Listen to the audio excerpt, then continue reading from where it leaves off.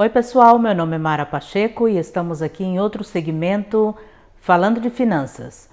O tema de hoje é o que é uma hipoteca revertida. Na verdade a gente chama de reverse mortgage. Bom, antes da gente seguir no nosso tema, eu queria só lembrar vocês, não se esqueçam de clicar no nosso logo para inscrever no nosso canal e vocês serão notificados de primeira mão sempre que a gente colocar um vídeo novo. Bom, nosso tema, o que é uma hipoteca revertida? Vou dar um pouco de informação do que é e quem qualificaria para vocês. Muitas vezes a gente escuta muita coisa, a gente não sabe o que é verdade e o que não é. Mas aí vocês pelo menos têm um pouco mais de informação para que possam saber quando escutar se é algo verdadeiro ou se são simplesmente mito ou coisas que as pessoas falam e nem sabem o que estão falando. Uma das coisas para você qualificar para um mortgage revertido, um reverse mortgage, você tem que ter 62 anos de idade cumpridos. Ou seja, não é que, não, eu vou fazer daqui uns 6 meses. Não. Você tem que ter 62 anos para você pensar em fazer ou ver se você qualifica para uma hipoteca revertida. Por quê? Porque esse é um tipo de hipoteca, como fala, revertido. Por quê? Porque quando você compra uma propriedade, você o que faz é, ok, quanto vai ser meu pagamento por mês? Não da minha hipoteca. E nesse pagamento por mês você tem que colocar, tem que somar os impostos da propriedade, o seguro da propriedade. Se tem alguma associação, você tem que incluir aí o gasto da associação por mês. E aí seria o teu mortgage completo. Uma hipoteca revertida funciona o contrário. Vamos supor que entre a sua dívida e os juros que te cobram, por mês você paga, para facilitar os números, $1.500. E aí quando você coloca seguro, táxi e tudo, são 2.200. Mas a sua hipoteca é 1.500 no nosso cálculo. Então esses 1.500 você não tem que pagar por mês, mas você ainda é responsável de pagar o seguro, os impostos, que é os táxis da propriedade por ano. E se você tiver uma associação, você também é responsável de pagar a associação em dia. Claro, a qualificação para esse tipo de empréstimo é um pouco mais simples, mas tem que ter sentido. Primeiro, você tem que ter 62 anos cumpridos.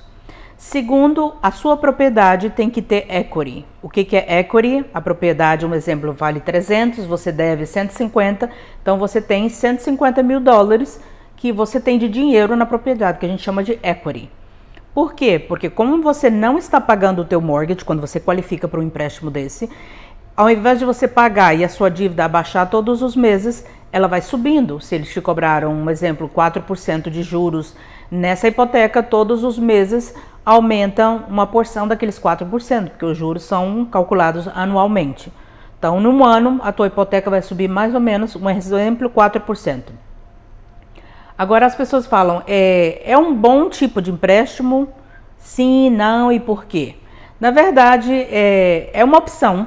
Eu acho que é uma das formas de estratégia, se você não tem uma boa renda depois que você aposentar, para você ter um teto, é uma boa opção? Sim, depende.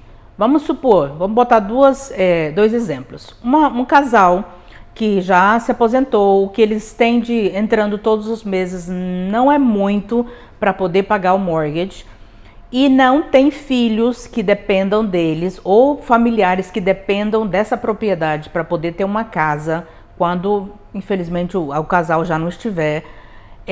Se a pessoa tem alguém que depende dele, precisa daquela propriedade quando eles já não estiverem, não é uma boa opção. Na verdade, essa é uma opção, talvez não a melhor, talvez não a pior, dependendo da situação, mas vamos supor, uma pessoa que está sozinha, uma mulher ou um homem está sozinho, eles têm uma propriedade que deve bem pouquinho na propriedade, o valor da propriedade é muito mais do que a dívida, a pessoa tem uma renda para viver tranquilamente por mês, mas se ela tiver que pagar o mortgage, a hipoteca, fica bem apertado. Para que ela possa viver o resto da sua vida tranquilamente, pode ser uma boa opção. Por quê? Porque não tem nenhum filho, nenhum neto, nenhum familiar que dependa, que precise daquela propriedade quando a pessoa já não estiver. Falando tudo isso, tem alguns mitos que a gente escuta que não é verdade. Por exemplo, quando você faz uma hipoteca revertida, eles falam que a propriedade vai para o nome do banco. Não é verdade. A propriedade, o título da propriedade segue no nome do próprio dono. A única coisa, claro, que todos os meses a dívida está aumentando ao invés de abaixar. Outra coisa, eles falam quando a pessoa morre, os filhos não levam a casa, não ficam com a casa. Não é verdade.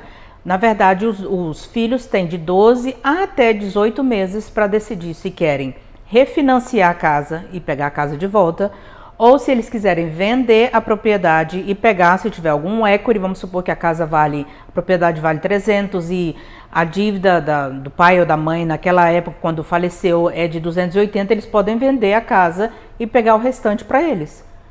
Não é assim que o banco tem todo o controle e a família perde tudo, não necessariamente, entendeu? Você tem que fazer matemática para ver se é alguma coisa que funcione, principalmente se você tem um pai e uma mãe que quer entrar nesse tipo de empréstimo. Fazer números, matemática, ver se tem sentido para que teu pai, a tua mãe ou você mesmo viva tranquilamente o resto da tua vida. Não é o melhor programa, não é o pior programa, tudo depende da situação da pessoa em que ela se encontra. Assim que não se deixe levar pelo que você escuta, se informe.